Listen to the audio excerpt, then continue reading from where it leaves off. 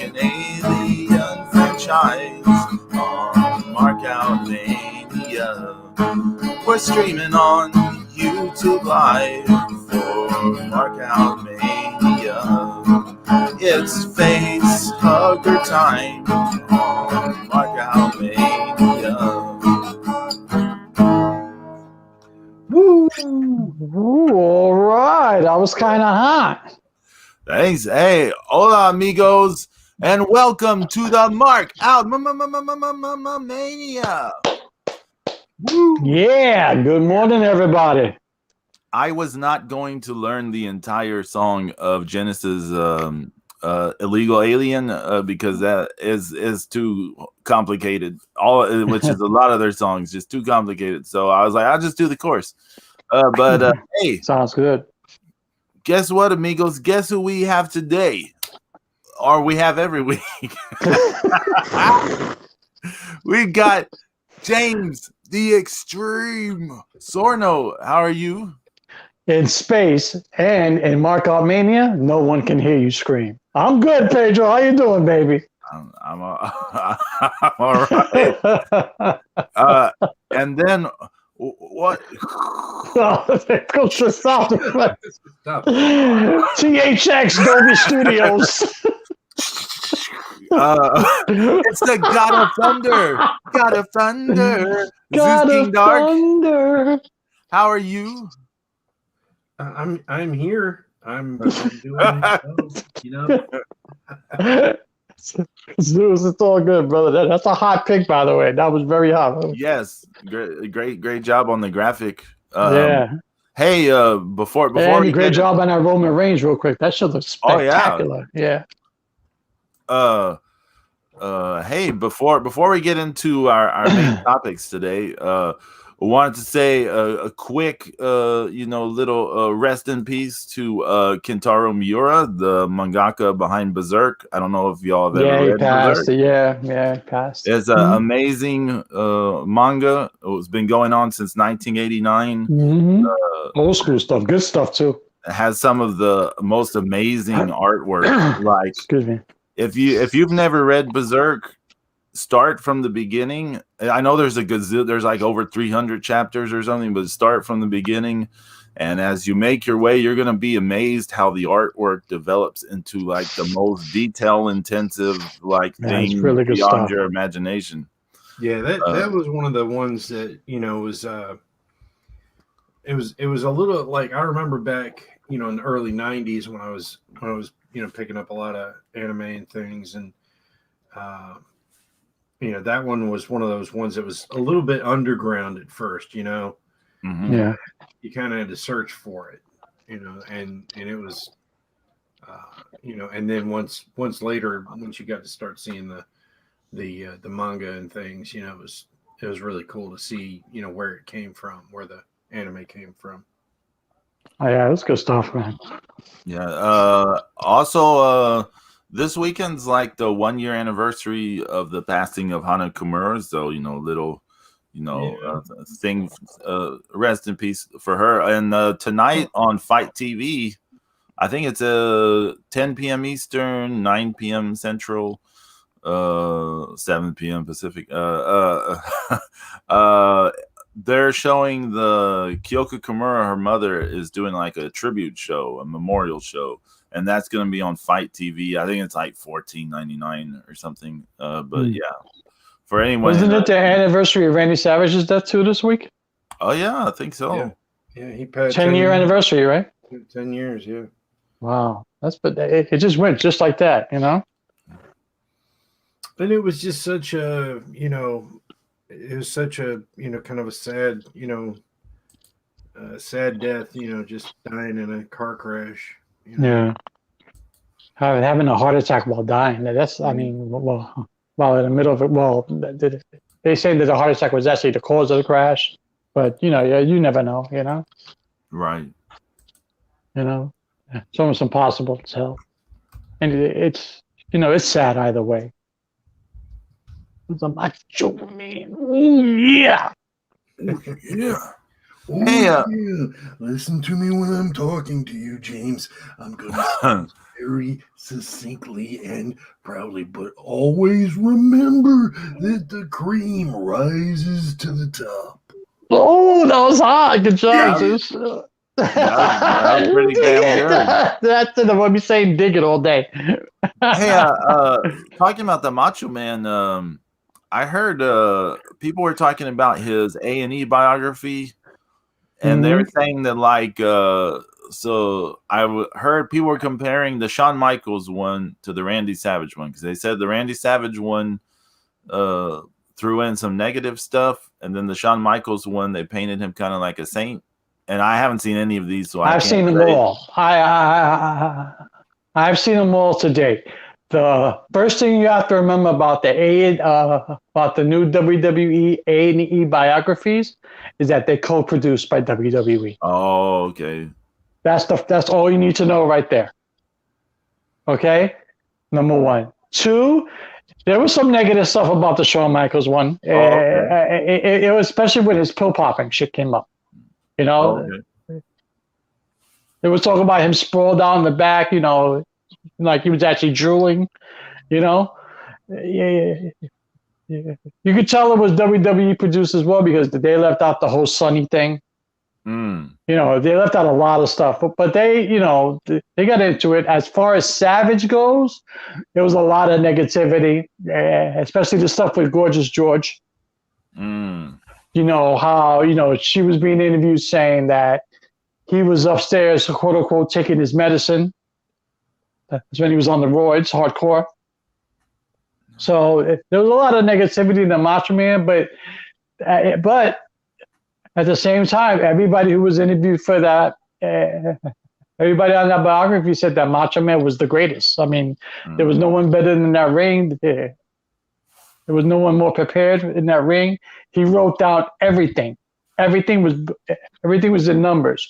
1, a hold, 2, armbar, 3, you know, monkey foot, and he would perfectionize. You know, he was a true perfectionist in the ring. I mean, you know, like even Ricky Steamboat, you know, folded the paper from WrestleMania 3 and had the exact match and had the entire match on a piece of paper. And, you know, like they were showing the match and, you know, like he was reading it off, and it was good stuff. It was good stuff. Oh, that sounds pretty cool, actually. Yeah, it was good stuff. And then, you know, you got Lanny Poffo and his shit. So, you know, everything's a conspiracy with him. Well, my brother didn't do this. Yeah, okay, Lanny. Peace. Yeah. So. What about before a little bit more before we get into the main stuff today? Dark Side of the Ring. Did you? I haven't seen any of it, but I've seen them all. How was that? How was the Collision in Korea episode? It was. They tell the story of Too Cold Scorpio actually wanting to kill fucking Hawk. What? Like he was actually making a shiv out of a metal chopstick, and he was going to stab Hawk. And because, you know, like him and Hawk had a fight on the bus. And you know who talked them out of doing that? Chris Benoit. Whoa. Wow. They showed everything. That they showed poor Scott Norton. He looked like he was about to get shot. You know, that they took Scott Norton into this room only because he made a phone call to his wife saying that, you know, he's been like under lock and key, can't go anywhere, can't do anything. And all of a sudden the phone call was cut, and his armed guards dragged him out of the room. You know, you can't say anything bad about North Korea. And he thought he was going to take a bullet to the head. Oh, yeah, that's right. I briefly, you know, talked to him about that at the at WrestleCade, and I have Norton's book too. I haven't read the whole thing yet, but it's pretty good so far. Yeah, he was breaking it down about everybody in that trip, and you know, it was really interesting. It could have easily been 2 hours. Yeah, I was disappointed that it was only an hour long. Yeah, because I wanted more. Well, if you want more, I mean, there's Bischoff has talked about it quite a bit here and there on interviews with him and on his own podcast. Yeah, he has some interesting stuff to say about it too on the show. I mean, on the thing, it was good. It was a good show. I mean, you talk about it's so funny when you hear him say it's like, oh well, I was just going to go take a jog. Yeah. The whole thing about the jog at 5 o'clock in the morning, and like everybody's partying the red, like everybody wouldn't look at him, and they were like all afraid of him. It was like weird, man. I'm like, you're in Pyongyang, North Korea, okay? Mm-hmm. Do you not understand the magnitude of taking a walk? I mean, that's like you're isolating yourself. You're taking yourself away from them surveilling you. Yeah. And then the story how Eric Bischoff was saying that all of them were forced to pay tribute to the leader. Oh yeah, I'm sure. They had to bring flowers and all this stuff. And Flair is interviewed on camera. This is why we came to North Korea. He was told what to say. Wow. So it was some interesting stuff. And then that, and then almost like a hostage situation. Yeah, exactly. Sounds like it's worth checking out. Yeah. Oh yeah, definitely. And then the one with Nick Gage is fucked up. Oh my God! I hope everybody that went to North Korea got paid really well. I don't know. They didn't speak about the payout. They spoke about how the crowd reaction was absolutely dead until Inoki showed up. Yeah, because they didn't. I mean, they said they didn't know anybody. Right, exactly. But the episode you guys need to watch too is the one with Nick Gage. This whole shit with Combat Zone and XPW and all that shit. Oh my God, that was a fucked up episode. This man, XPW also, I didn't know he'd been around that long. Yeah. I mean, he's been around for a while, Zeus. I'm not familiar with him because he must have. I mean, that was kind of the XPW stuff wasn't easy to watch in the first place. Yeah, no, it wasn't. No, it wasn't. And second of all, I mean, it was kind of toward the time where I stopped watching wrestling, So. And you have to hear Moxley talk about it.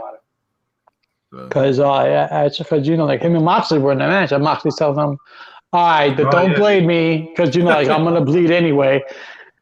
And fucking Nick Gage puts a pizza cutter in his mouth and cuts his mouth sideways. Jesus Christ.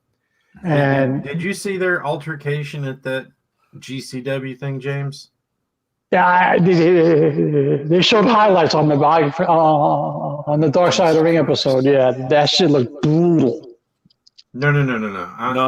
You mean something brutal as in actually brutal, or brutal as in terrible? No, it was brutal as in brutal, like violent. Okay, that was like their old one. This happened like a week and a half ago. Oh no, I haven't seen that. No, I haven't seen that. Moxley couldn't pop a balloon with the punches he was throwing at Nick Gage. Are you serious? Yeah, they were hugging lightly in an embrace and patting each other, like as if they had sensitive skin and were just out of the pool. Okay, that's how lightly they were hitting each other, and it was all to hide. It was all to hide Gage cutting himself open. But I'm just like, if I don't believe that you're hitting each other hard, why is he bleeding? Oh yeah, we'll have to send that. Yeah. Send me a link. That now I'm pissed off at Nick Gage. Oh, it's Moxley more than Gage. Yeah. They showed the shit with him and David Arquette. Oh my God! Stabbed him in the neck. Yeah. He legit stabbed him in the neck. Yeah. Like, I thought, like, he kind of, like he was squirting. Fucking Arquette was squirting blood. And then, of course, the other highlight from this week was the idiot that set the other dude's balls on fire. Oh, man. I can't with that. And then he tapped him in the nuts with the weed eater. Yeah. Yeah, that's just, No. And then he can't get his tights off because he's got knee pads and his boots on. And so he's like trying to pull them off, and then he gets up and starts running around the tiny little arena, and all 11 people are, have their cell phones out. He's running through the crowd on fire. Yeah. Yes. Like an idiot. There was no fire extinguisher. There was just guys throwing soda at him. Wow. I'm on fire. Here's Diet Coke. What? Yeah, pretty much. Here's Sprite. Yeah. Oh my goodness. The Uncola. What is wrong with these people? I mean, you guys should check out also on the Dark Side of the Ring. You guys need to check out the Brian Pillman one. It's good. Yeah, I know that one's on YouTube already on the official Vice channel. So yeah, it's really good. And then I believe I think this week it's Ultimate Warrior. So yeah, it should be interesting. Should be. I have to mention something here, guys. I'm sorry.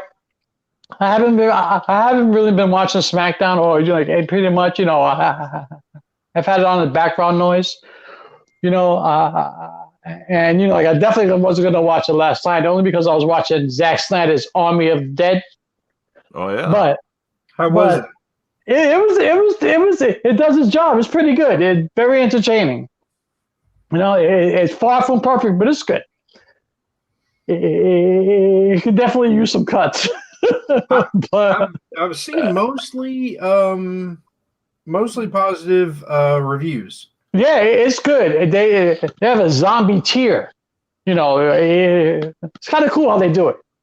But right before I started it, I had it on SmackDown, and I see Rey Mysterio and Dominic Mysterio holding the belts. You mean to tell me that Rey Mysterio and Dominic Mysterio are SmackDown Tag Team Champions? Yes. What a slap in the face to every fucking wrestler in that locker room. That's all I'm going to say. Now, wait a minute. No. Wait a minute. No. We have seen less deserving guys get fucking titles. Yeah. Okay. Come on, Zeus. That man does not deserve a title. He can barely hold his own in the ring. But the thing is, they're also not doing anything with those belts. So I mean, if you want to keep Ray around, okay, because he's legitimately one of the biggest stars in the world. Yeah, he is. And you gotta try and do your best to help. Get Dominic's career going, because you want him around, you want the name around, and maybe someday he'll be able to put on a Ray mask or something like that. So you want to cultivate him, and I mean, they gave what was it, Ted DiBiase Jr. a belt, Yeah. Did he deserve it? I mean, no, not even close. But I mean, it happens, Speaking of Ted DiBiase, he keeps showing up at NXT with Cameron Grimes. It's so funny. It's good stuff. I feel bad. I've missed so much stuff on NXT. But I'm not down with the. I hear what you're saying, Zeus, but it's just that guy, man. He just doesn't. To me, he needs work. He needs to work out more. He needs, he would be good. He would really benefit for something like an NXT. Probably, yeah. And he may yet go there, Yeah. I mean, it's, but he does. He is, but at the same time, aren't you kind of glad he's not jacked and, and on roids and. No, true. No. I'm glad. But to me, he's just, he hasn't done anything, and he shows up on SmackDown, and now he's a SmackDown. I mean, come on, man. No, I'm sorry. It happens. I know it happens, and I know it's all about ratings. How much nepotism is there in wrestling history? I don't give a fuck about the nepotism, because everybody's related to somebody in wrestling. Okay, I don't care. But that's it's directly tied to why there's a belt on him, James. I no. But if he's but he hasn't done anything, Pedro. He hasn't done anything. He hasn't wrestled anywhere. So there are a lot of people who got. It's been one thing if he did a year in Ring of Honor, or if he was in Impact, or if it's somewhere where he could hone his craft. But he wasn't. He wasn't doing any of that shit. Nowhere. He was nowhere. He was just at home getting tattoos on his skinny boy body. His skinny boy body. Okay? That's it. Are you calling oh my goodness. Dominic Mysterio the Kendall Windham of WWE? He could be. He could. No, at least Kendall Windham has some of the wrestling skill. Okay. Yeah, it wasn't great, but no, it wasn't great. But I mean, come on. I mean, not for nothing, but Pat McAfee looked more realistic in the ring than Dominic Mysterio. Damn. That's all I'm saying. Damn.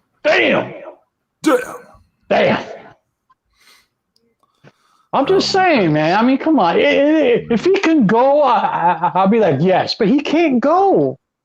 He looks like he's half the time he looks like he's blown up. He's stumbling over his own feet. Like everybody's got to slow down to make sure that he can catch up. And his acting absolutely sucks. Well, I mean, I'm not excusing it, but I'm just saying. I didn't mean to go on a rant against Dominic. That wasn't my intention. It's just, I mean, if have to put a little something under his belt first. That's all I'm saying. Well, they got to, they have the belt now for him, so they can put something under it. You're an ass. Also, I mean, like Zeus was saying, it's the SmackDown tag team titles. No one. I know. I know. Like I know the tag team titles should be something, but they're nothing, so it doesn't really matter. I know. The Intercontinental and US titles are. I mean, when people call that a mid card title, I'm just like, that's not where that's not historically where those belts were. No, right. No, absolutely not. No, it's honest. It's stupid that the WWE has devalued their own titles. So that makes no sense to me, actually. Right, because that's what people think of it, though. Mm-hmm. And I also part of it, I think it's some authoritarian people had thrown around that term, and so it's hard to drop that idea. But I remember back in the day when if you were the Intercontinental Champion, then you were the number one contender for the WWF title. Exactly, just like the U.S. title. Yeah, like the U.S. title. In the NWA. Mm-hmm, exactly. But I digress. Yeah, none of these belts mean anything when there's a deal bursting out of your chest. I'm surprised. You know what? I want somebody to design an alien that fucking comes out of a chest, fucking wearing a strap, okay, a belt, okay. Intergalactic face hugger of the year, or some shit like that. Champion. Okay, James, a legit question because you just put this in my head. Have they made any toys where the chest burster thing comes out of a toy? They had one, but some parents group had a heart attack. And where it looked like a puppet. Oh. Okay. And you press a button and you look like it'll pop out of your chest. But that was a long time ago, and some parent activist group said it was too, it's not for kids and blah blah blah. And I really haven't seen one since. I'm sure there's one out there if you look hard, but I haven't seen one. Personally, I haven't seen one. I'd like to get my hands on one of those, though, a real one, though. I mean, and everybody parodied it. I mean, it was on what? It was on Roseanne. It was in Spaceballs. I mean, everybody parodied it. Everybody. Even Warner Brothers parodied it. I mean, come on. Hello, my baby. Hello, my darling. Yeah. I mean, come on. So, I mean, so our main deal today is celebrating the Alien franchise. Yes, sir. Yes, sir. But the greatest. It all started with the greatest sci-fi horror movie of all time by Ridley Scott, Alien. 1979, right? Mm-hmm. And just to go to show you how stupid studios were back then. Did you know that Ridley Scott had a fight for the first 45 minutes of that movie? Yeah, because 20th Century Fox, coming off the success of Star Wars, actually wanted the alien shown in the first 5 minutes. Mm.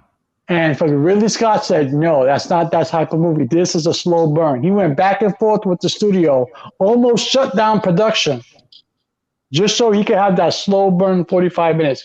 And then he promised them, he said, trust me, as soon as it hits, it's going to hit. And everybody waited, and everybody waited, and everybody waited, that slow burn, and out popped the alien baby from John Hurt. And everybody went bananas. The alien baby. Yeah. And so, I'm sorry, Scott. Oh, I was going to say, it's kind of interesting how people, all right, so these are supposed to be, this is set in the future, Yeah. right? And so these people are, supposed to be smarter, technologically more advanced and things like that, but the only person who had the common sense that would have stopped that movie before it got going was Ripley. Yeah. She's like, no, can't let you guys in. Exactly. You got quarantine, and if it wasn't for the fucking, Evil Ash. Evil Ash. Yeah. So him and his milk and spaghetti special effects. Yeah, it was a good point. It's slow burn horror movie set in space. And the way that it's done, where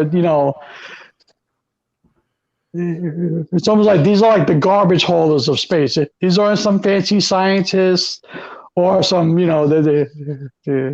some guys just trying to make some money. Yeah, but what I'm saying is that here we are in 2021, and we've spent the last year going through this global pandemic. Yeah. And so, of course, them not knowing that in 1979 that this was going to happen, but I mean, to live through everything that those Earth people lived through, and I mean, there's no guarantee that something like this won't ever happen again. Yeah, you're right. Ash let him in. Ash let him in. Yeah, and but the captain was demanding it. Yeah, it's like he was expecting, them to just walk right in there. It's like, no, that goes against the quarantine protocol. Yep. And he was all stickler about the rules when it came to money and stuff before they, when they were later. Yeah, exactly. Exactly. It's like, I love rules when they're in my favor. There was Stephanie and I. We watched this on Sunday. We watched it. Mm-hmm. And one of the things we took note was there is a lot of kind of commentary in this movie about kind of the caste system and social hierarchy, Mm-hmm. which I never really picked up on in the past, because usually I'm just so absorbed in the tension of the movie. This movie does such a great job of maintaining tension throughout the movie. Isolation, tension, yeah. I mean, it's a lot of movies are bad about they'll take their foot off the tension to give okay, we'll let the audience breathe or something. This movie doesn't do that. It keeps the tension on. So usually I'm just absorbed in what's going on. But we noted there's kind of a lot of commentary about where you are in society and what is available to you and so forth. Oh, I agree. Yeah, I agree. From the very beginning, it shows. So but I think it's a great film. Especially when especially when Ridley Scott had to convince the studio to let him do it his way, where obviously even back then that was hard, because they were coming off the success of Star Wars, and they wanted another Star Wars, and Scott was like, "This is not that type of movie." I mean, even the opening credits and the theme music just grips you. Yeah. I mean, the way Alien is spelled, as the sound, as the theme music plays, it's a weird theme music, and the scale of it right there. He shows you the little tiny ship in the background during the opening credits. It's small. He shows you the vastness of space. It just grips you. It's a good movie. I enjoy the movie. And that slow pan, that very slow pan Yep. across the cosmos. And it's really one of the first, sci-fi Hollywood type movies that had, the female role become the hero and made it through to the end. She was the sole survivor. Mm-hmm. And the fact that Tom Skerritt had the bigger name, and his dying, his being killed in the middle of it, it really that was a huge deal for back then. Yeah, it was good stuff, man. It was good stuff. Interesting side note, because everybody knows that H.R. Giger, like he's the one that designed Alien, right? And his very all his designs, his creatures are very over sexualized. All his figures are very phallic. Everything's phallic. So on his way from Germany to the States, where they were doing some filming here, he brought pieces of the alien costume with him. And he was stopped at the airport. And did you know that he almost got arrested for sexual deviancy? Wow! Because everybody thought it was some part of some obscure sex cult. Wow! Like, no, it's a fucking alien. Come out of here, check. It doesn't want to fuck you. It wants to eat you. I mean, that had to be what, 1977, 1970? Yeah, the latest. Yeah. So there's so many stories and urban legends behind that film. It's ridiculous. But I totally agree with you, Zeus, about the Tom Skerritt. You're right. He died in the middle of the movie, and out comes Sigourney Weaver, and she carries the movie. Hence the female lead, hero, and it put Sigourney Weaver on the map. Ellen Ripley was a hero. Yeah, I mean they kind of position her, like Zeus was saying, she's like the lone voice of reason. Yeah, exactly.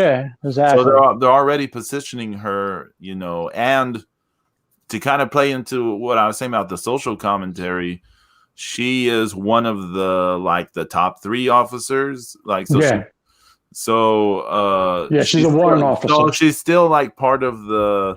If you look at she's still part of like the upper class in terms of how they're designated. Like she's not one of the middle or the the 2 guys at the bottom. She's she's the only one with the voice of reason, and then so she's positioned in it. She's in a good spot. One, because her position already in the hierarchy, and then. Yeah, what follows? She's not going to be the one in the most dangerous situations until everyone is gone, right? Yeah. And and Ridley Scott being Ridley Scott, he was able to show her in so many different dynamics as A, being the lone voice of reason, B, being a strong female, C, even being sexual. D, showing that that you have a woman in control. He was able to do all that in one film. And like the camera angle with Ripley in her bra and panties, the alien coming out. The way he did it, it just, I think it's a fantastic movie. It's great. I mean, that scene, kind of the reason it works so well is she's so vulnerable just in that tiny little underwear and that little tank top. Yep. Like, I mean, when are you going to be more vulnerable than when you're like naked or in your underwear or something? And so, in a small room, stuffed in a small room like that too at the same time. Yeah. And so she thinks she's gotten to the other side of this thing, and then suddenly there it is. And it was hidden so. Yeah. The camouflage was incredible. Have y'all? Every time I've seen this movie through the years, I always try to find it, and I never can find it until it pops out. Yeah, it's great camouflage. Yeah, it's a masterpiece. To me, it's a masterpiece. Yeah, it really holds up. That's it does.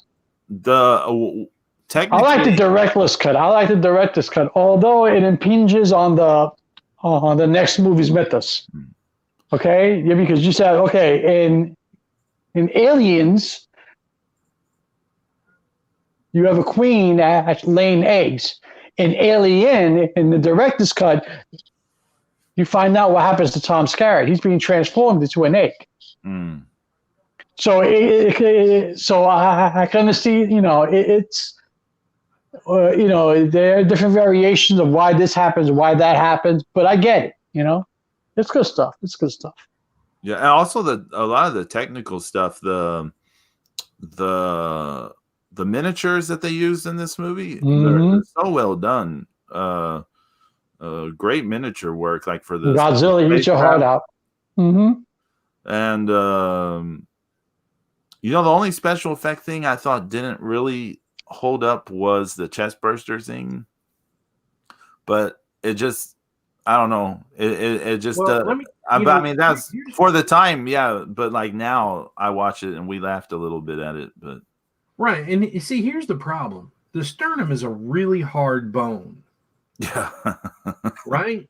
I mean, it's not like and the ribs, and everything, like if it came out in between a couple of ribs or something, or up, right above the collarbone, I mean, of course, like we all know they're avoiding it, coming out of the stomach. But I mean, it looks, the idea and the thought process of it coming straight out of your chest is good, but it's not. I mean, if you were a living organism and you started scratching against that, try to get out, I mean, you're going to feel those other ribs.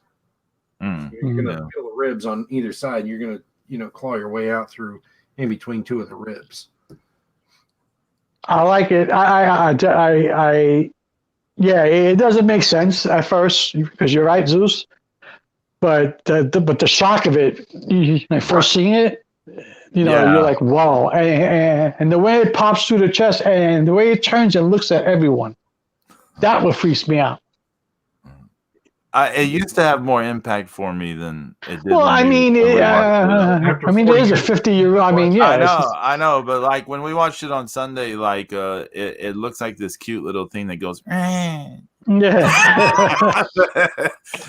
it's like 0-1 on a Sunday morning. Let me get an omelet. The noise is almost like a little cat meow, like. I mean, I'm not. It's not a criticism, okay? Because it just, it's for what was going on at that time. Yeah, it's amazing that how they did it, but wasn't there a story that they didn't tell the actors that stuff was gonna? They didn't tell any of the actors that that was going to happen. The only thing they knew was that John Hurt he was going to choke on his food. That's all they knew. So they were supposed to react to him choking on his food. So if you watch the scene, you see Yaphet Kotto with the knife. With the spoon, he's trying to put in his mouth so that he doesn't convulse. Yeah. Right. And you see everybody's eyes all looking around like, is this really supposed to happen? And when the chest burster starts, you see the lady's eyes get so big, then the blood spurts, and she loses her shit for real. Yeah. Everybody lost their shit for real because nobody knew this was going to happen. Only Ridley Scott and John Hurt. That actress, she is great at losing her shit. Yeah. You have y'all seen Witches of Eastwick? Yeah, No, yeah, I've never seen yeah. it. That's a good movie. I like that movie, sis. Yeah, Oh, it's a fun watch. shout out Mm-hmm. to YYH in the chat room. Double Y, double H. What's going on? You know, the one scene I wish they had kept from the deleted scenes in the movie was when that lady confronts Sigourney Weaver about not letting them in. Right, right. Because it was like a thing. Like you're like, well, they seem pretty pissed off, and then the next time you see them, no one is pissed off. So, but YYH, I'm sorry you're working and I'm sorry you're dying, but just don't have an alien baby, okay? You'll be all right. she said, "Alien is a metaphor of male rape, bursting out of the body after impregnating." Yeah, I mean that was an aspect of it to put that like horror into people's minds. Mm-hmm. Okay. So, yeah, the first movie really holds up. It's like you said, James, it's a masterpiece of sci-fi horror. Yeah, it is. It's a real slow burn, you know, and you're actually invested in the characters. You know, you feel for Sigourney Weaver, her frustration. You know, you feel for Dallas. He's like, look, I just want to go home. You know, I mean, and you feel you for know, those two guys who want, they want more money. come on, Harry Dean Stanton and Yaphet Kotto was awesome. This is why Harry Dean Stanton is unemployed in Pretty in Pink. Is because of well, he references in Avengers in the very first Avengers movie. You remember Harry Dean Stanton had a cameo? Okay, in the very first Avengers movie, Bruce Banner, he's laying in a pile of rubble as Bruce Banner. Okay, because apparently he just turned back from the Hulk. And Harry Dean Stanton looked over, he goes, "You just fell out of the sky. Are you some kind of alien?" Oh. So the little nod to his character, you know?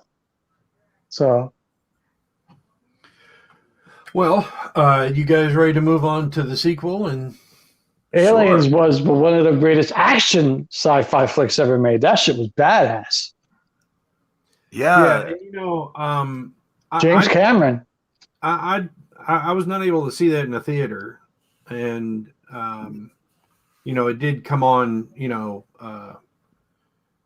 Showtime or Cinemax, I think it was Showtime. But anyway, and that was the extended version. I had that on Laserdisc, yeah. And I remember watching Aliens for the first time, not knowing that they took all that other stuff out of it. Yeah, they took over half an hour out. Yeah. I mean, a lot of it was that, the conflict. I mean, in an ideal setting, it's, you really want that. Yeah, it took out the whole introduction to Newt's family, remember? Yeah. Oh, yeah. And, yeah. And a lot of that conflict, the fighting the aliens with the miniguns that they recovered from the that's right, the drop ship and everything, that was all gone. And like I understand, like in a in a pay TV world, back then, in the late 80s, that's kind of that's what happens. Sacrifices are made for time constraints and things, but that's that. I mean, it's another movie with a good cast. Yeah. Oh yeah, that movie has a great ensemble cast. Oh yeah, and they're all like, become like Cameron favorites. A lot of them. Well, yeah. How many times you see Jeanette Goldstein in like every Cameron movie? She's in Titanic. She's in Terminator 2. She's in Aliens. So she's everywhere. Yeah. Paxton. Yeah, Paxton's everywhere too. Oh man, come on, man. I love Paxton. Come on. Well, why don't you put her in charge? It was awesome. Awesome. This elevator to hell going down. Yeah. I was short, man. Short. And then Ripley in that movie taking charge. He's like, You're like, Hudson, I'm sick of your shit. You know, like, you know, get on the terminal, punch out this, let's go. Gorman. You know? Gorman Yeah. was the How many drops have you had? 17 simulated. Yeah. Actual, Yeah, fucking Gorman, yeah. actual Mhm. drops. One, including Yeah, this. including this one. Yeah.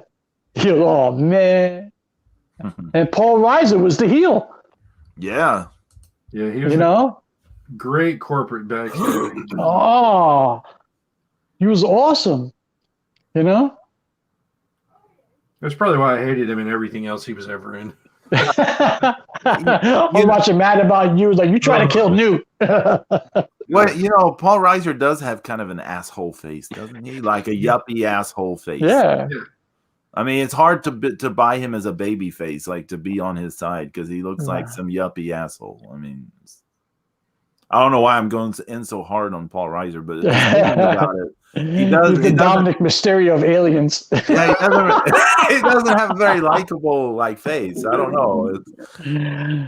Yeah, I agree with you. Why Alien versus Predator sucks. That's why we're not talking about it right now.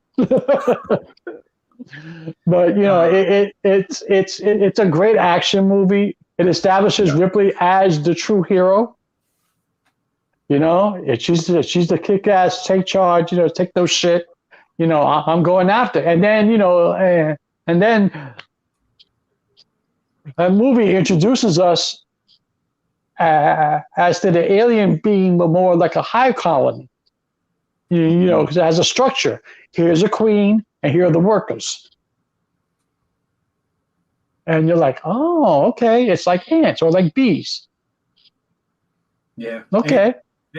Ants is what I equate them mostly to, because Yeah. you know they're terrestrial until. Right. And you know, and the alien queen was awesome sight to behold. I was like, wow, look at this, awesome. Oh yeah, you know? Everybody loved that thing. I remember I drew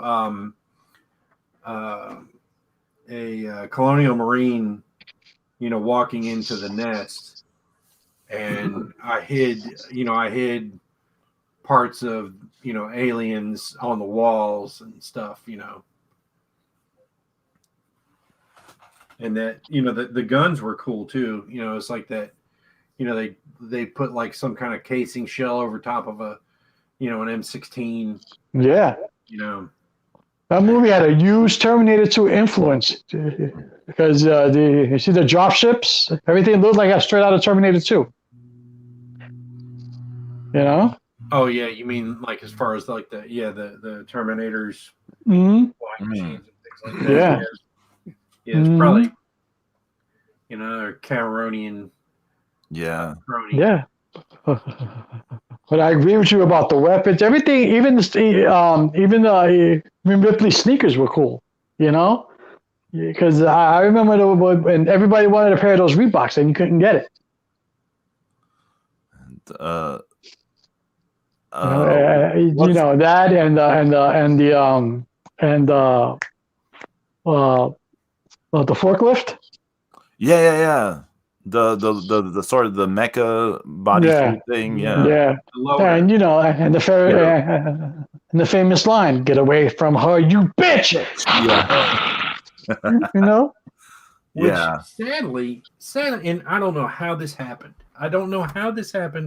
That it actually made it all the way on screen.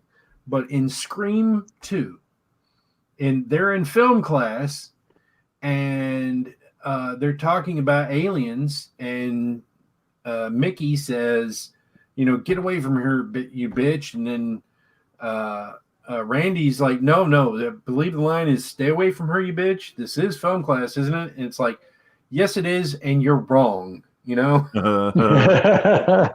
How did that make it to screen, man? That's just, you know, very aggravating. And he's the film geek, you know? Yep. But, you know, and then you had in the first movie, you had Evil Ash. He was the heel android. And here in the second movie, you got the babyface android. Bishop. Yep, he saves the day. You know, so it's good stuff. It's a great movie. It's a great ensemble cast. It's shot very well. Don't ever forget the greatest phrase from Alien, that Arcturian poontang. Yeah, yeah, right. It's on. But I bet you that one was male. Yeah, but it's Arturian. It doesn't matter. Yeah, that's good stuff, Zeus. Yeah, there you go. I mean, there was a lot going on. You know, the knife on the hand thing. Mm-hmm. You know. Mm-hmm.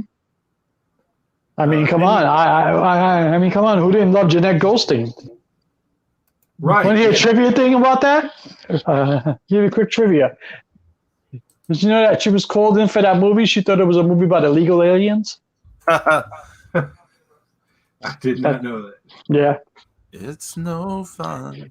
But you know, she was great. She was like Bendejo jerk off. I mean, she was cursing people out. You know, she was shooting aliens. You know, like she was smacking people. It was awesome. And it's the first time you ever heard the term xenomorph. Right. You know? Fucking alien. Yeah. He's like, it's a bug hunt. A xenomorph. Oh, what? And, you know, Hicks's character, you know, he was kind of, you know, he was falling for Ripley. Yeah.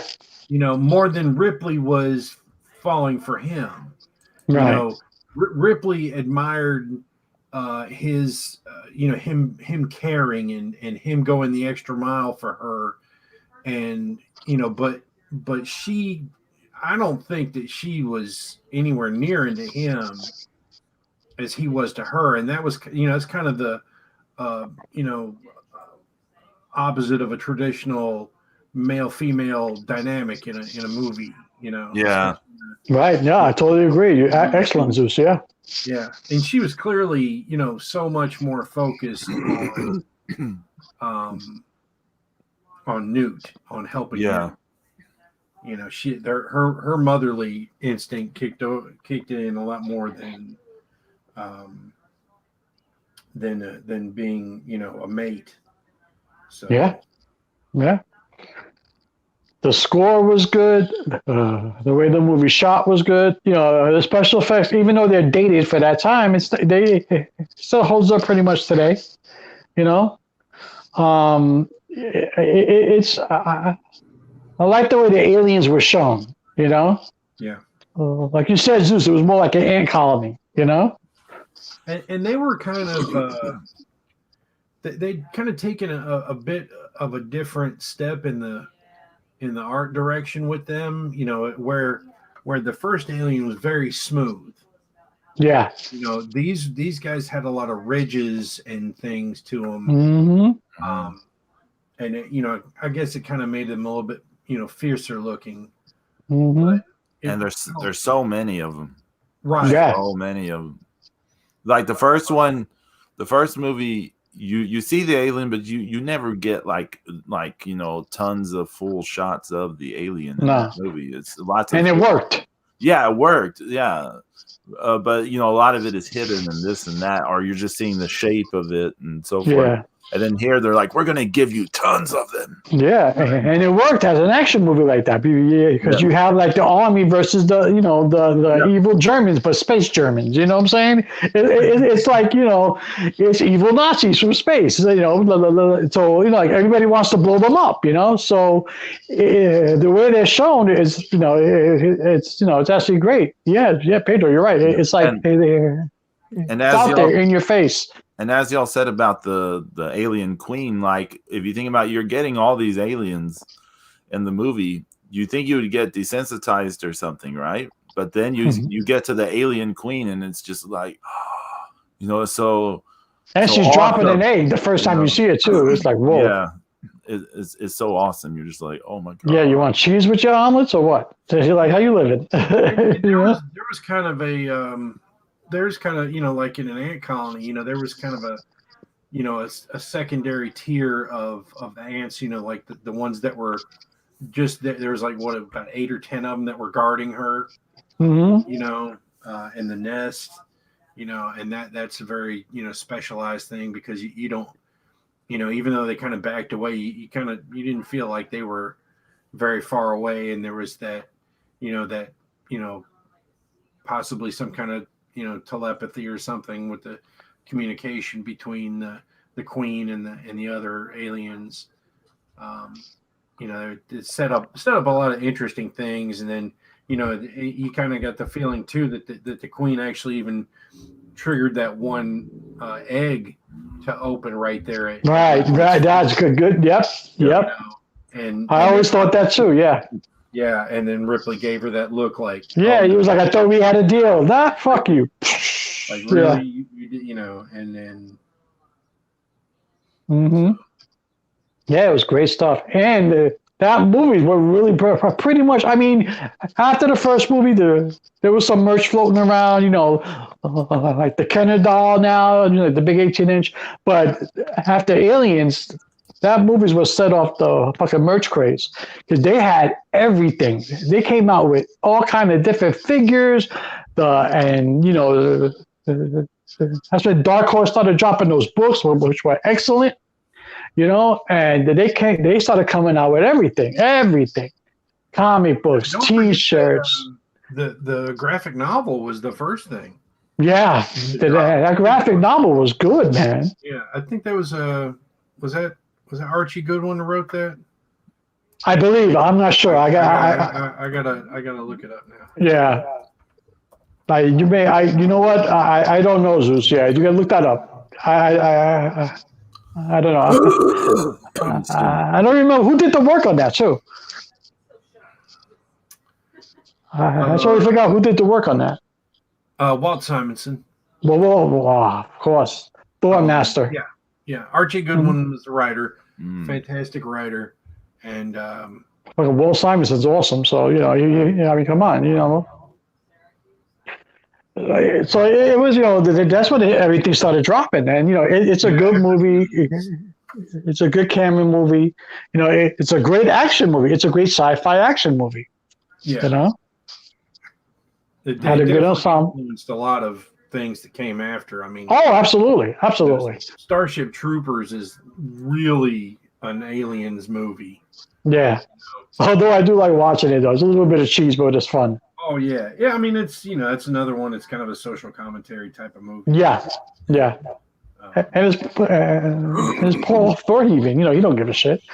I mean, come on, he made Showgirls. I was wondering about video games. I honestly did not know there was an Atari 2600 Alien game. Yes, there is. I've never seen it.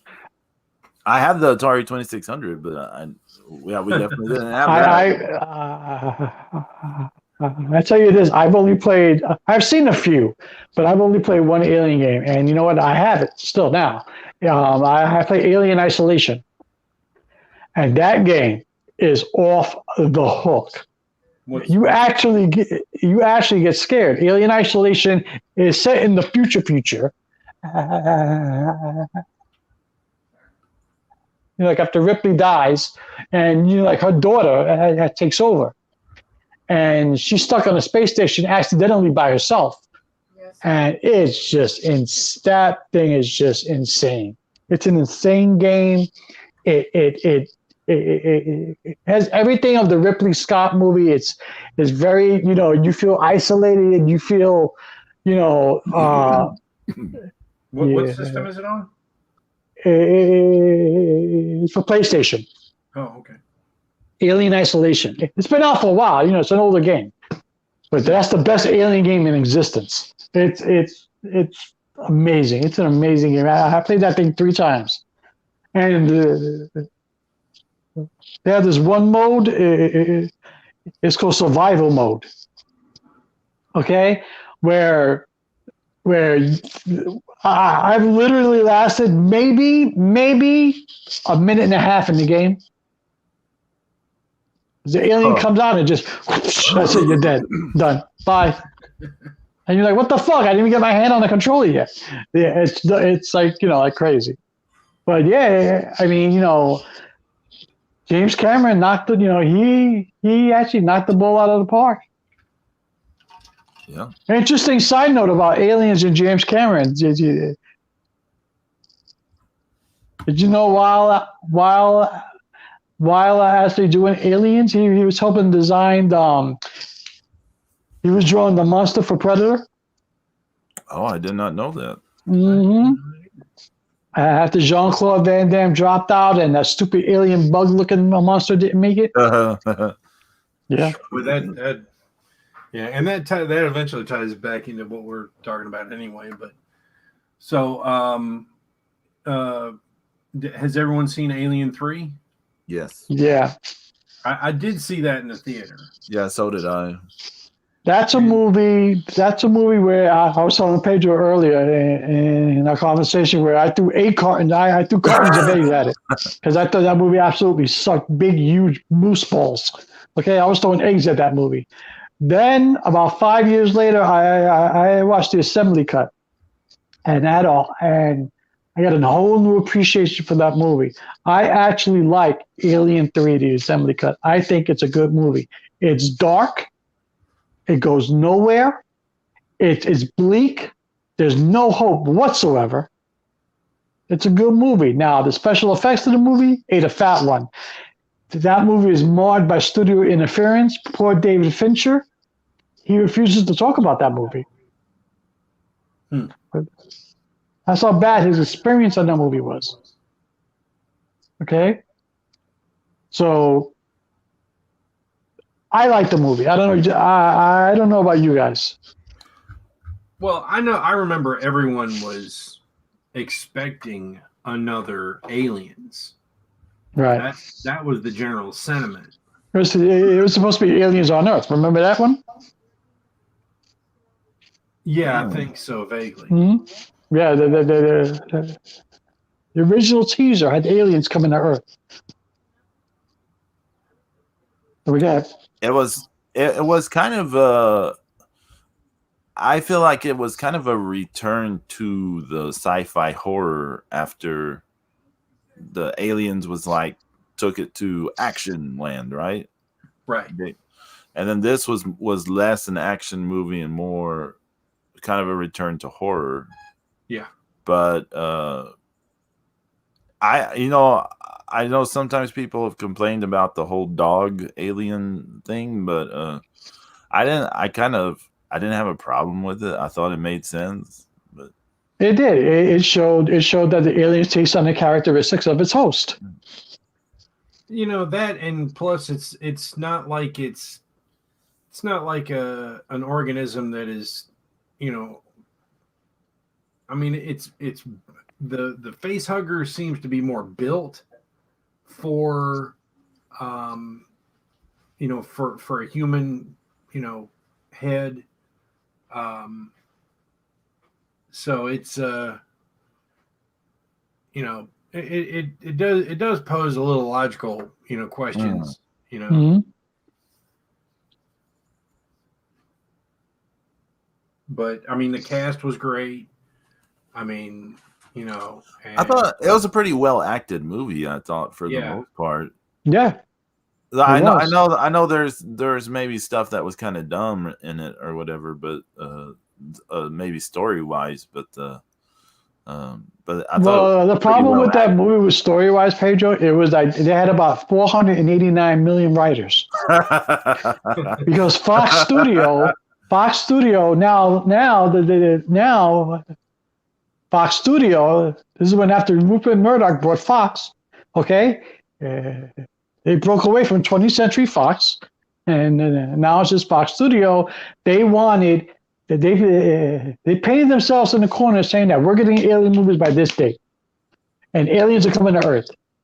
They even shot the teaser. I have the teaser. Oh wow! I have the original teaser on videotape, where all it shows is planet Earth, and this says alien on top of it, and this is they're coming. Okay, so Fox painted themselves in the corner. They had this huge story. If you want to see the original, that's the original script of the movie, the best one in my estimation. All you have to do is read William Gibson's Alien 3 novel. It's a graphic novel of that script. It's a great book. It's that's good artwork and everything. But that makes sense. This didn't. They were going from it was supposed to be a planet full. It was supposed to be originally a wood planet, all full of monks. After the Earth thing didn't work out, they spent already $5 million in writers. Okay, that didn't work out. They spent over $2 million in set design. That didn't work out. They brought in. It was supposed to be Rennie Harlan was supposed to direct. That didn't work out. They brought in David Fincher, who this would be his first feature film, and he was criticized at every turn. The fucking studio kept insisting this has to be this way. This has to be this way. Then it turned into a prison planet. Yeah. Then fucking Ripley didn't want to do it. Then they wanted to kill off Ripley in the beginning. That film is marred by everything. Yeah, they killing Newt. And Hicks was a big, huge fan reaction. Yeah. Once again, I don't think that Hicks was as necessary as Newt. Yeah. Right. No, I agree. Yeah, especially you remember the Dark Horse comics in the late '80s. Newt was a big part of the whole storyline. Yeah, she was a prominent fixture in the books. Yeah, I did a cool piece of like a 20-year-old Newt. That's hot. You got to resurrect that. Yeah, in like Colonial Marine gear. I like that series. I thought Aliens Colonial Marines was pretty good from Dark Horse. I didn't have a problem with that series. No, there was a lot of great, Dark Horse comics. Mm-hmm. They tackled. I think that they got like a whole different. For the most part, they weren't traditional superhero comic writers, right? That were writing those books, and I think they did a great job of. Weren't a couple of those guys actually sci-fi writers? Possibly, but I think also at the same time, I think that people saw how like Marvel had their hands really tied when it came to the Star Wars comics, right? Back in the 70s and 80s, it's like they. You had you had adventures with characters you never heard of because they didn't want them, doing something that people thought might be canon and screwing up the timeline for when the movie comes out because it wasn't written or whatever. Right. So. Alien 3, if you have a chance, guys, watch the assembly cut. The whole intro is different and it's better. It's shot better. And the alien doesn't come out of a dog, it comes out of an ox. And you see a huge face hugger in that cut. And you don't have the stupid, ridiculous ending of fucking Ripley holding the Queen Alien come out of her chest like, no, mama, look at you. No, all of that shit don't exist. So, that ending. The ending was a little bit T2-ish. That was Fox. It's like, oh man, come on. I mean, yeah. Vat of acid, something. Come on.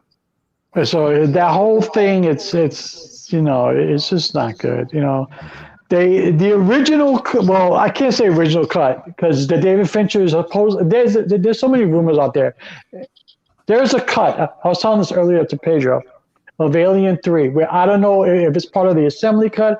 I don't know if it's part of David Fincher's work, but there's like a 3-hour, like an almost 3-hour cut of this movie where they show the entire autopsy scene of Newt, where it really gets graphic and gory. in that same cut where do you remember when Alien comes up to Ripley on the floor, and you know, and she puts her head right next to Ripley, Yeah. and then the alien just leaves. Yeah. There's a scene, supposedly a scene in that cut where you see more of the alien, and the alien like embraces Ripley. No. Because the alien realizes that you know she's holding a queen inside of her. And the alien actually embraces Ripley, and Ripley's scared out of her mind. So there's a whole, you know, epic different storyline going on, and it was all cut out. It was all left on the floor. I've searched for it. I've heard rumors about it. I've watched documentaries about it. You know, who knows if it even exists? It's the same rumor. It's like the Event Horizon movie. There's supposed to be this cut that's supposed to be brutal. So it's, you know, who knows? But all I know is that Alien 3 is a classic example of when studio executives who have no idea how to make a fucking movie stick their nose and say, "Oh, let's do it like this," and fuck everything up.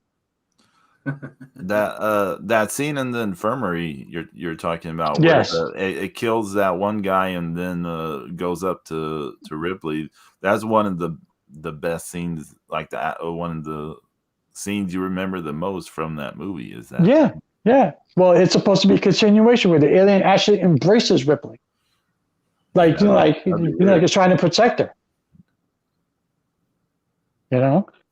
So there's a whole bunch of subplots to that movie that it never got flushed out. You know, it's just. And the awkward sex scene with Tywin Lannister. I know. I was hoping nobody would bring that up. Did that really belong in this movie? No. I mean, it really didn't. Not in the situation that was going on and everything. Oh. You could have got across any points in a totally different scene. You didn't need it. And it was awkward, like you said. It was just very awkward. And, you know, it kind of further, like, you know, that, I don't know. You know, once again, it's something that had a lot of issues. And speaking of issues, they made a fourth Alien movie. I refuse to talk about that movie. What? We got to talk about it, man. It's part of the quadrilogy. On Twitter yesterday, Lucha was like, "Oh, that's the first Alien movie I saw." I almost threw up in my mouth. No, that was the first he saw in theaters. Yeah, in the theater, but still, that's the first Alien movie that you actually seen in the theater. Is that piece of shit? Well, he didn't know it was going to be that bad when he watched. Yeah, I saw in the theaters as well. And what year did that movie come out? I don't know. I was in college, but some of us went from the art department to see it in 97. Yeah, so some of us went from the art department to watch Fucking it. Dan Hedaya, really? We did laugh a lot at a lot of it. I remember when Dan Hedaya was on Cheers. He was called his husband. Come on. That movie, first of all, the plot is stupid. It just didn't work. Okay? That's number one. Number two, the effects sucked. Okay? The alien looked like they took a bath in Vaseline. Okay? I was like, yo, what? We're getting, what is this? What is this? They were shiny. They were, they were dripping with ooze. They looked like they were camera ready all the time. Okay? Aliens swimming in the water looked like complete shit. Yeah, that did look terrible. Okay? That's one of the things I remember the most is them swimming in the water. And then to top it all off, you got Winona Ryder. So here's something else. Okay, so they're trying to make the aliens seem sharp. Yeah. You know, down to the music. You know, it's almost Jaws-esque when they were swimming. But I don't know if you ever seen, you know, like ants in water. I mean, they just keep walking. You know, they hold their breath. They keep walking on surfaces. And honestly, that probably, you know, would have been better just to show how they just didn't even they could just haul ass, you know, right. You know, on hard surfaces, whereas you know the heroes are trying to swim away, and you know, and then you know, like Godzilla walking on the bottom of the ocean floor like that. Have the alien running through the bottom, not swimming like it's fucking backstroking. You ain't Greg Louganis. You're a fucking alien. Yeah, but it's like, you know, on the walls, on the ceiling, everywhere. Yeah, that's the whole. You know, right. To try to make them swim because their tails are too small to really propel them. You know, I mean, it's not like they've got, you know, a fin. You know, it doesn't, you know. And don't even get me started on that creature that was born. Yeah, that thing was so... What in the actual fuck? What is that? It kills the queen, the mother that gave birth. It kills her, smashes her head. Yeah. Like whack. And then it like cuddles up to Sigourney Weaver. Mama, get the fuck out of here. No.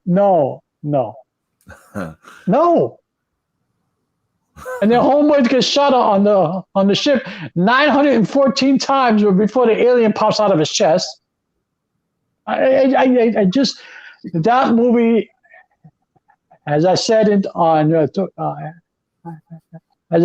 the discussion with Mount Lucha yesterday by Lucha, that movie should have been called "Let's See How We Can Milk This Franchise for Everything It Has," because that movie made absolutely no sense whatsoever. It was horrible. I'd rather watch Aliens vs. Predator 17 times in a row than watch Alien Resurrection. I'm still trying to recover from you dropping a Greg Louganis reference. I never thought this was going to happen. I'm just a founder of misinformation, Pedro.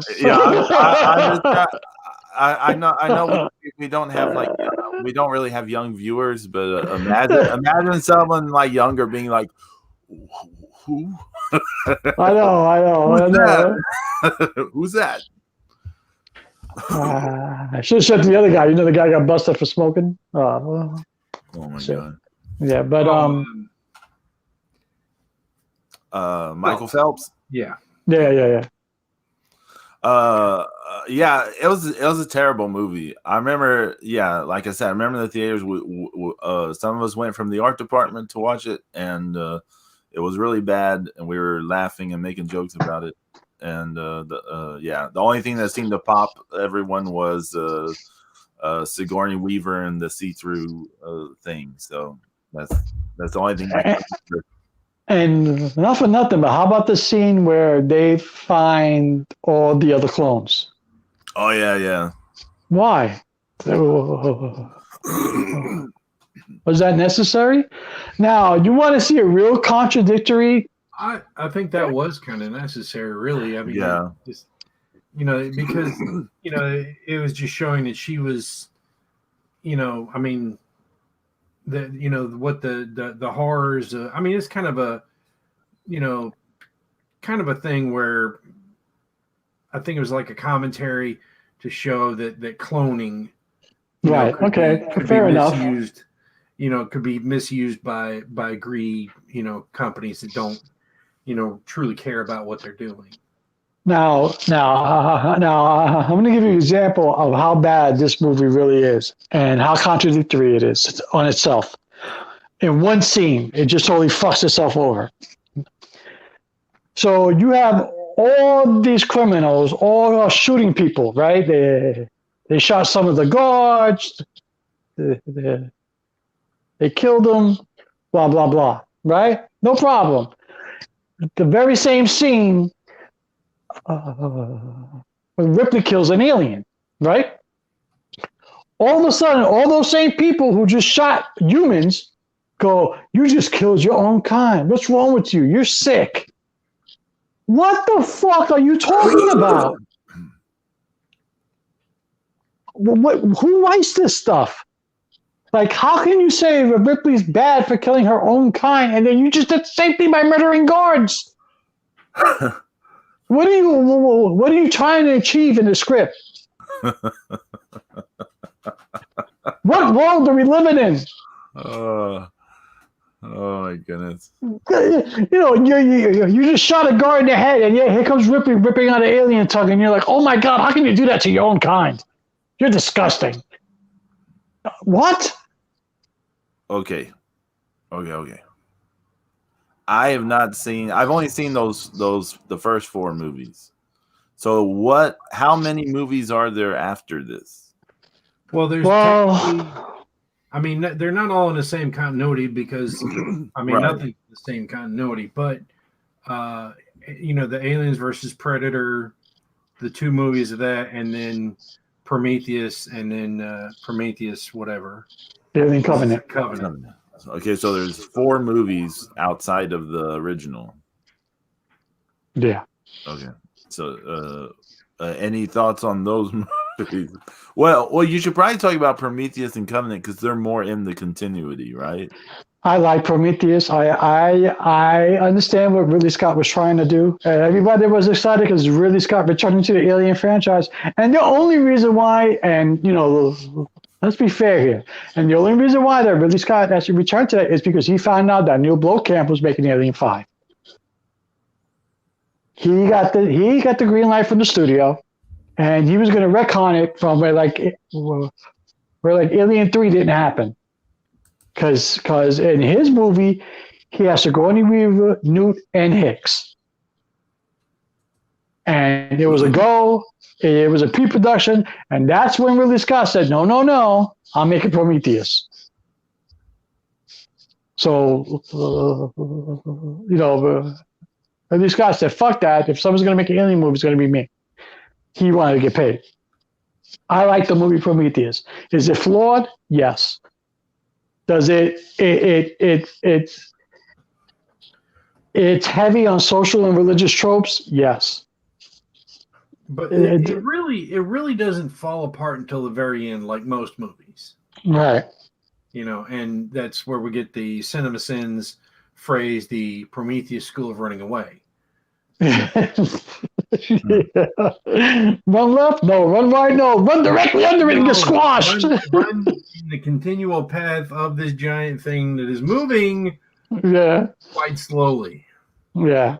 Horrible. To your death. Yes. Horrible. It has some moments in Prometheus, but, you know, I prefer Alien Covenant. I thought it was a better movie.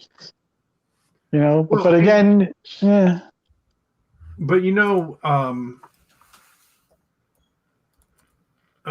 you know, the great thing about Alien Covenant,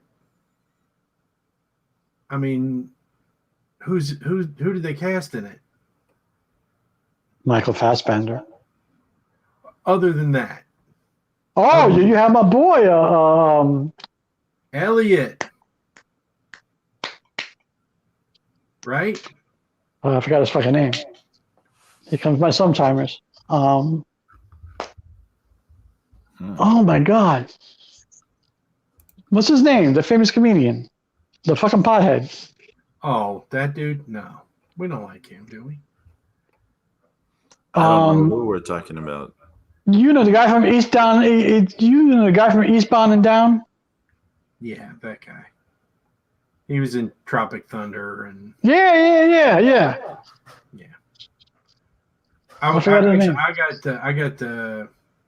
I got Billy Crudup confused with the kid that played Elliot.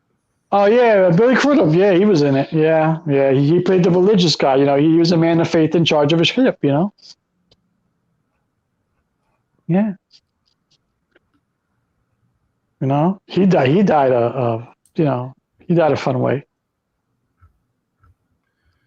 What was that? He just You know, I can't remember how he died. they include up Okay, so wait, we're talking about Alien Covenant, right? yeah. So the comedian guy y'all were talking about, was it Danny McBride? Danny McBride. There you go. Yeah. Okay. He was one of the survivors, right? Thank you, Pedro. Danny McBride. There you go. Jesus. Like that. Thank Wikipedia. I couldn't remember his name to save my life. Since I did not see Covenant at all. I saw the last 20, 30 minutes of Prometheus, but I like Covenant. It's not bad. It's okay. You know, you get twice the Fassbender by Zeus. That's right. You know, Michael Fassbender being two different kinds of Michael Fassbender. Right, exactly. It had good effects. It had that whole backburster scene was insane. That was an amazing effect. Okay, he ain't coming from the chest; he came from the back. That shit was hot. And then the other one that came from the mouth. So it has some good effects. You know, it just. Billy Crudup died. He died the original. He was hit with a face buster. Remember? Yeah. He was hit with a face hugger, and then like he died. Like an alien came out of his chest and held his arms up, and Michael Fassbender held his arms up. It was like a father-son moment. It's like, yeah, okay, yeah. I was like, yeah, that's believable. Yeah. He's gonna raise his hands. I'm gonna raise my hands with him. Yeah, we're gonna have a party. Yay! So don't slip on the guts. But yeah, I like Covenant. I like Prometheus. It was more an in-depth movie. Covenant was more of a, all right, here's some aliens. You know, it's all right. You know, now since Fox thankfully is no longer here, and the IP. The problem with that movie is once again we got people in the future, right? Right. And we got people in the future, and we got in Prometheus, the guy's he's been infected. He's not feeling good. Why are you keeping the fact that you're not feeling good from other people? Right. You literally could have something that could kill everyone else. Incidentally, especially after seeing all the goo and the shit and everything. Right? Yeah. You're right. Oh, it's just a tummy ache. Yeah, sure it is. It was just the food. I have some bad good and plenties. Oh man, that's a reference. Hey. So Good and Plenty. I don't know if y'all have eaten it recently. No. But, okay. Like if somebody snuck them into my M&Ms or something. In recent years, they're like always hard now. They're not chewy anymore. They're like just these hard things. Still damn fucking licorice flavor, right? Yeah. Let's see. I like licorice. I'm a big fan of licorice. So, but they're terrible now. No, I don't want Good and Plenty anymore. They're like hard. They're so hard to do it, to chew or anything. They're terrible now. But continue. Damn, our references are really old, aren't they? Get some Good and Plenty. Yeah, I don't. I gotta agree with you, man. The common sense factor in the fucking Prometheus is off the charts. Like lack of is like huge. Yeah, and once again, it's another repeat. It's like the other dude is infected and he wants to get in. They're like, "Won't you just open the door and let him in?" It's like, yeah, exactly, yeah. Did you not see his head? The helmet can't contain the head. Like at the very least, he's infected with something. Don't let him in. I'm sorry, he's your husband. We got to kill him. It's like, geez, it's like the audacity of these people. Just fuck it. It's gonna be fine. Just let him in. Just let him in. It's fine. And you have Charlize Theron playing the heel. Like really? Well, Okay. she's been a heel quite a few times. Yeah. In that Fast and Furious movie, she was. Yeah. Well, wasn't she serial killer? I think in that monster movie. Yeah.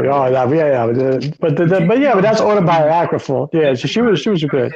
Somebody else in that they did so much makeup to her. Yeah. But I like Prometheus. Now like here's another thing about Prometheus that fucking got me. I can't get pregnant. Okay, I'm pregnant. What? 4 minutes later, there's a fucking squid inside of me. Okay, where the fuck did that come from? And I'm sorry, not for nothing, but you're gonna laser yourself open and fucking remove a giant squid out of your fucking abdomen, and you're gonna be able to put on a spacesuit and run? Nah, I don't think so. No.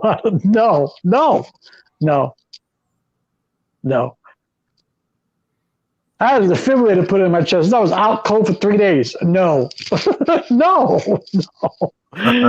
No, she lasers her stomach open, then staples it back together. That's hot. No. And then, come on, man, the dolphin alien at the end, the fucking preacher, they call it, that was brutal. I just didn't, I do like Prometheus only because I do like where it was trying to go. I get it, but it failed. And then just kind of touching lightly on it, but Aliens versus Predator had a lot of hype because of how good the comic book series was. Exactly. Right. If they would have stuck to the comic books, it would have been a good movie. Right. I mean, that was, now, of course, it was 12 issues. That was really long. And it was, that was before you could kind of greenlight a trilogy based on it. But, conceivably, it could have been 1 or 2 movies at least. But you killed the whole mythos right there. In the opening scene, you killed the mythos. Because if you remember correctly, the first Predator movie, and even the second one, they only come during the hottest of years. Right. And then they're in Antarctica. I'm like, really? It's just though, if you think about it, it's like if a being has infrared vision, being in the heat is probably not a great thing for it. All those bodies stood out like freaking, like cigarettes in a, like a cigarette cherry in the middle of the night, Yeah. I don't know. It's just, Alien versus Predator. And although I did like the design of the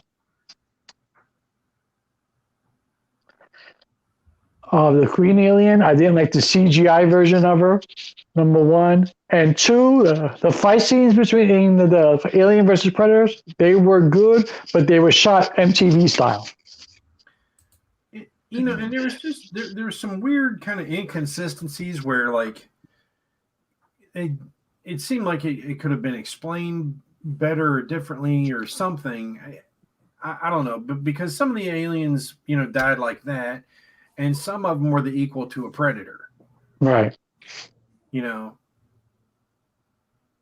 That movie confused me. Yeah, it was. And then don't get me started on Alien versus Predator Requiem. First of all, you can't even see the movie because it's so goddamn dark. It was dark. Like, what the hell am I watching on the screen? Are those hand puppets or what is that? No, I know. Well, they did the dark thing. It was so dark, and then they, that Hollywood does that kind of that lightning effect around people's faces, and that doesn't look good either. It's like. Back, remember back in until the late 70s, night shots were done during the day. Yeah, that's right. Yeah. So, and if something's dark, just let it be dark. Just. They had a creature that everyone was interested in seeing, but they didn't show enough of, the fucking Predator alien. Right. That's a wasted opportunity. Yeah. That movie is just horrible. Yeah, and the way they approached it in the comic book was much better. Instead of being on Earth, it was on a planet that that the predators were using for alien hunts. So it's like wrong place, wrong time. Yeah, I mean, nobody cares. Nobody cares about a pizza delivery boy whose keys got thrown in the sewer. Nobody gives a fuck about that. We want to see Aliens versus Predator. I was glad when his girlfriend got killed. Yeah, me too. So me too. Me too. She got split in half. That was hot. That the only thing that was wild in that movie too is when the Fred Alien laid the eggs down the throat of that chick. Oh yeah. And she actually gave birth. Like whoa, that was kind of hot. Yeah, that was a it's like you're looking at a mutation of something else. So yeah. Again, it was untapped potential because they left out. You could have so much of a story on that, the whole Weyland-Yutani influence, and they just missed the boat. That was another cash grab. That's all that was. Again, Fox, cash grab. I want money.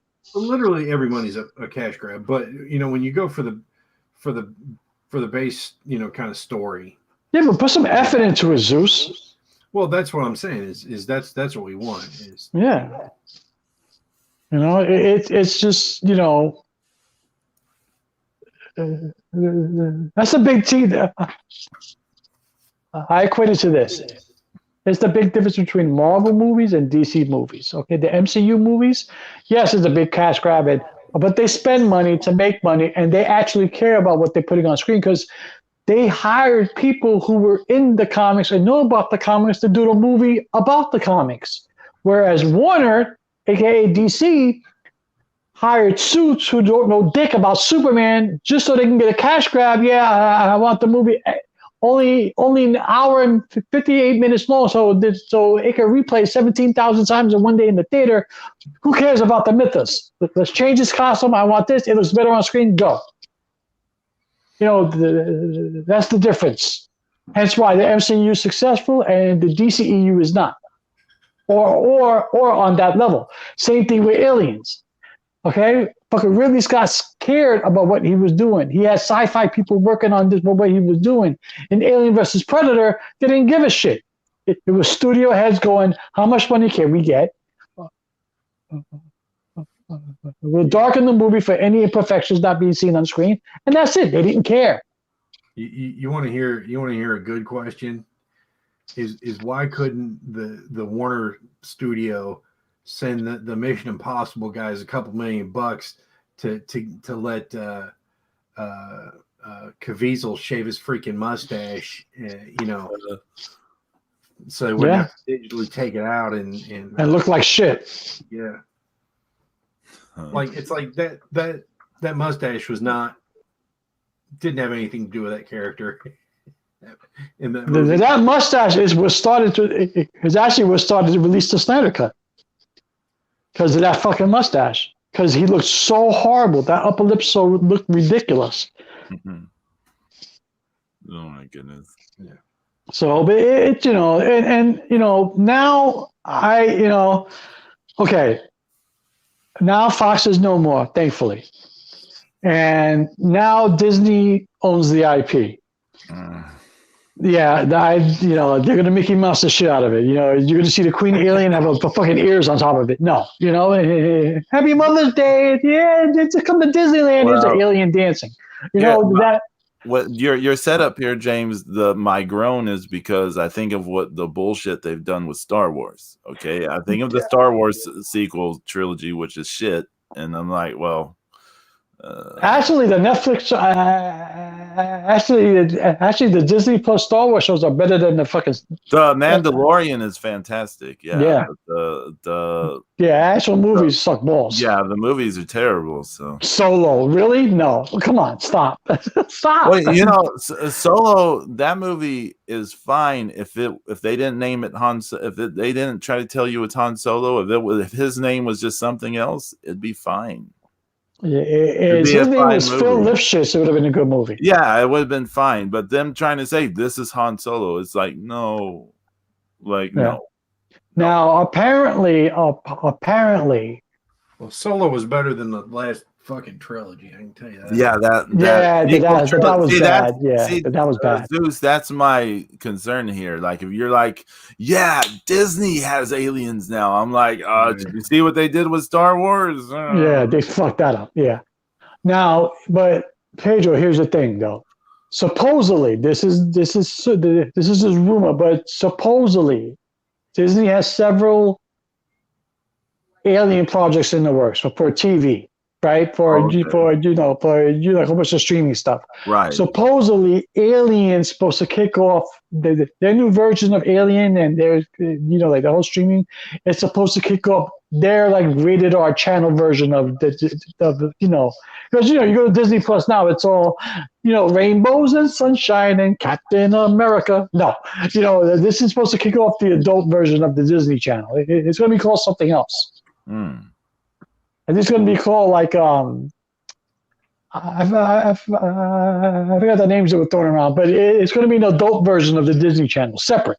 Disney After Dark. Yeah, basically. So you're going to have the aliens and the Predators and and the John Wicks of the world and all that kind of shit's going to be on there. Does Disney have the Predator IP now? Yeah, that's Fox. Oh yeah, wow. Fox owned it. Yeah.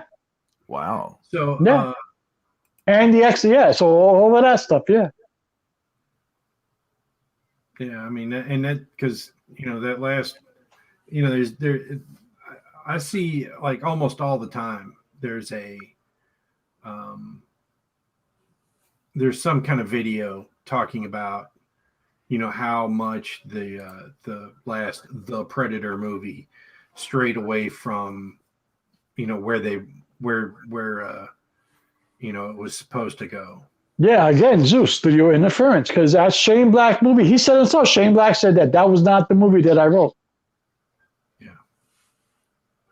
They changed everything. The studio changed everything. And it sucked balls.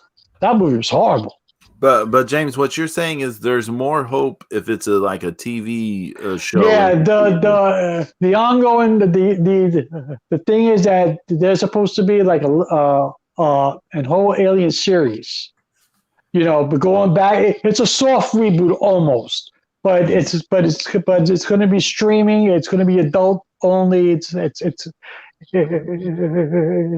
supposed to be it's supposed to be return to the horror and all that stuff, and it's supposed to launch a new Disney offshoot of the Disney Channel for adults, sci-fi, horror, shit like that, action. So, hopefully I have hope. So, what I wanted to just kind of, tout here a little bit was that AML Wrestling, they've got their next live event on May 30th. Okay. And it's going to be in Kernersville. Kernersville is a town that's in the middle of Winston-Salem, Greensboro, and High Point. They could get a great crowd there. Is there a card for that yet, Zeus? Yeah. So the main event is Caprice Coleman, the new AML champion.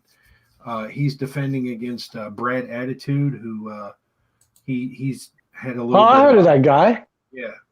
So he's, it's kind of scary because he kind of been creeping up on him in the last year. So that, and the really big thing is it's George South's retirement ceremony.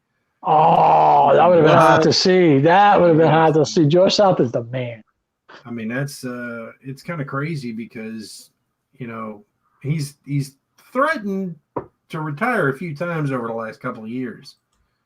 Like I remember, it was either 2017 or 2018 when he wrestled Jerry Lawler at WrestleCade, and he said before the match he had said if he lost, he was going to retire. And he lost, but he didn't retire. He kept on going. So You know who should show up at George South's retirement ceremony? Ric Flair. oh boy, wouldn't that be amazing? I don't think that's going to happen, But it would be apropos, wouldn't it? yeah. Timmy Loretton is facing Billy Brash. The Dawson brothers are going to be there.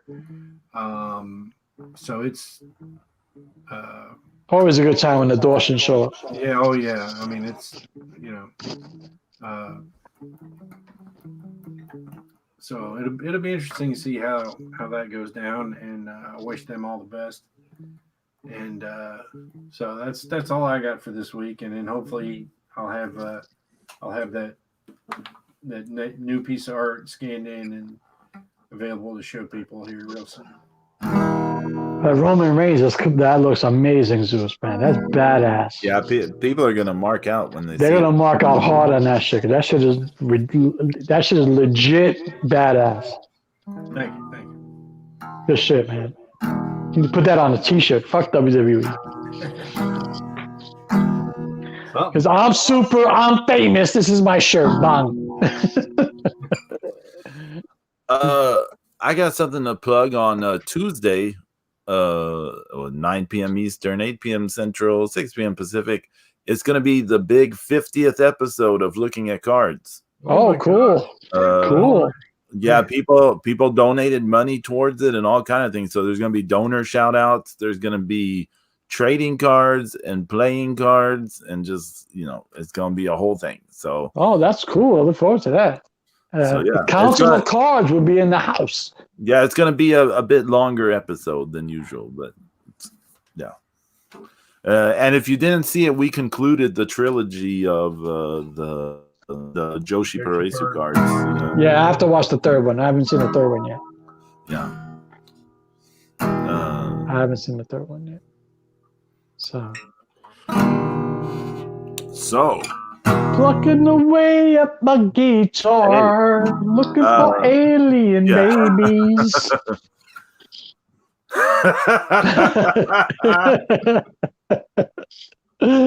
Oh my goodness.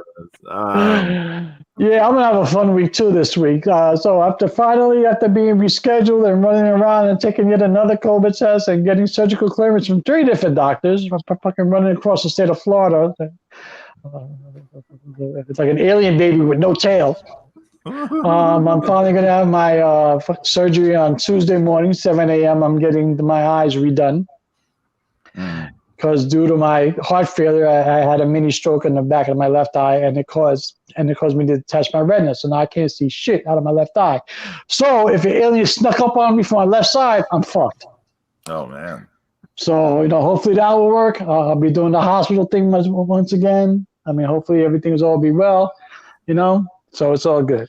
Oh yeah. Actually, stay in the dark, James. Yes, sir. Yes, Appreciate all it. the prayers and best wishes to you, James. Appreciate the love, fellas. Appreciate the love. I'm going to bring one of my Enterprise ships with me just in case. I just want to throw out there, I can't say for certain we'll have the show next week.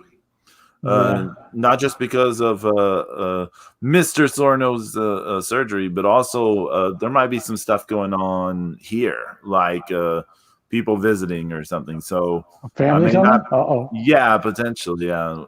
So may not be able to do the show next week. That's always a fun time. Yeah.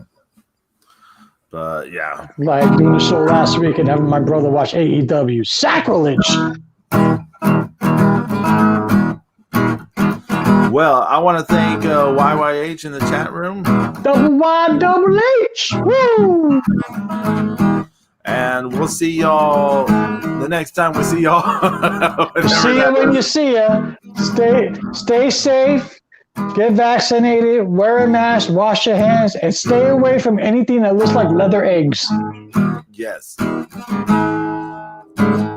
the next thing you know, you get a face hugger attached to your face. Yeah, you don't want a face hugger. Everyone take care.